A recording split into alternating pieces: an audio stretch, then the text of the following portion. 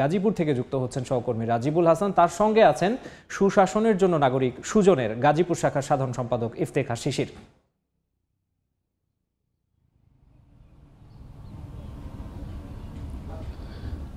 আওয়ামী লীগ সরকার পতনের পর অপসারণ করা হয়েছে দেশের সিটি কর্পোরেশন এবং মেয়রের সিটি কর্পোরেশন এবং পৌরসভার যে মেয়র, কাউন্সিলর, জনপ্রতিনিধি তাদেরকে অপসারণ করা হয়েছে।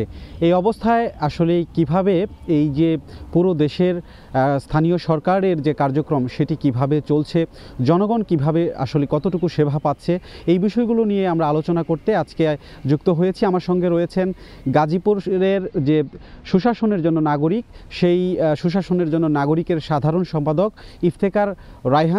ইফতেখার শিশির। আমরা তার সঙ্গে একটু কথা বলতে চাই যে এখন এই অবস্থায় মূলত সরকারের যে গুরুত্বপূর্ণ সংস্থা, সরকারের যে গুরুত্বপূর্ণ মাঠ পর্যায়ে কার্যক্রম যারা করে থাকে সিটি কর্পোরেশন এবং পৌরসভা, আসলে সেইখানে নাগরিকরা কিভাবে সেবা পাচ্ছে, কতটুকু পাচ্ছে, একটু যদি বলতেন।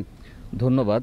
প্রথমেই বলতে চাই সরকারের একটা খুবই গুরুত্বপূর্ণ অর্গান হচ্ছে সরকারি যে সংস্থাগুলো আছে, স্থানীয় সংস্থাগুলো, সেগুলো, এবং এখান থেকে নাগরিকরা সুবিধা পেয়ে থাকেন।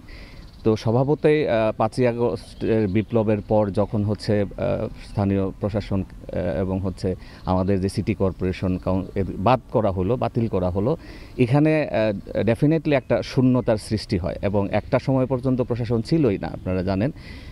এখন যেটা হচ্ছে এই যে জনগণের হচ্ছে যে একটা ভোগান্তি, আমরা সেটা দৃশ্যমান আমরা দেখতে পাচ্ছি। যেমন আমি আমার এলাকাতে যদি বলি, আমার থানাতে হচ্ছে 7টি ওয়ার্ড, এখানে একজন আঞ্চলিক নির্বাহীকে দায়িত্ব দেওয়া হয়েছে।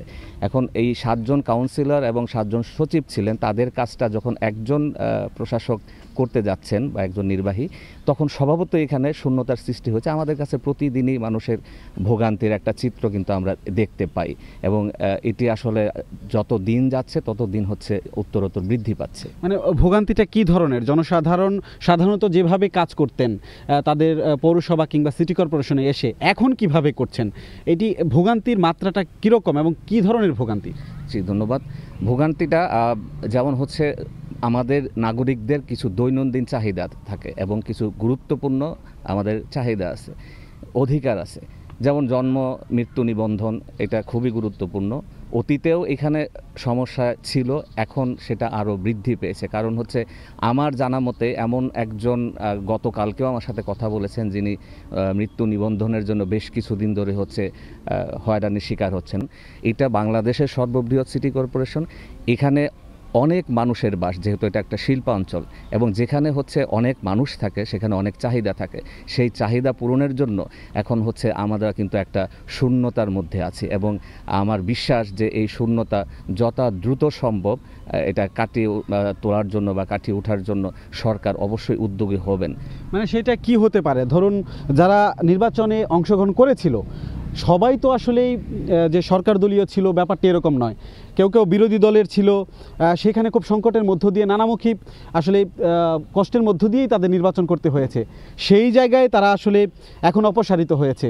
এটি আসলে সামনে ভোগান্তিটা আরও বেশি থাকবে কিনা, না কি বিষয়টা? এটা খুবই গুরুত্বপূর্ণ প্রসঙ্গ।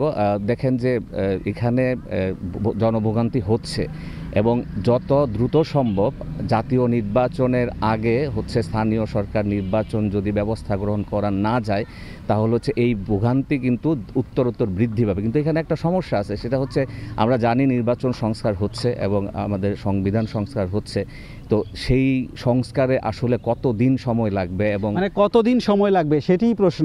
বলছিলেন যে সুশাসনের জন্য নাগরিক যিনি আসলে গাজীপুরের কাজ করে থাকেন, তিনিও বলছেন যে কতদিন লাগবে এই সংস্কার। সাধারণ মানুষের ভোগান্তি কিন্তু বাড়ছে। সব মিলিয়ে মানুষের এই নাগরিকদের যে সুবিধা সেটি আসলে ফিরিয়ে আনার জন্য সরকারকে আরও বেশি উদ্যোগী হওয়ার আহ্বান জানিয়েছে সচেতন নাগরিক সমাজ।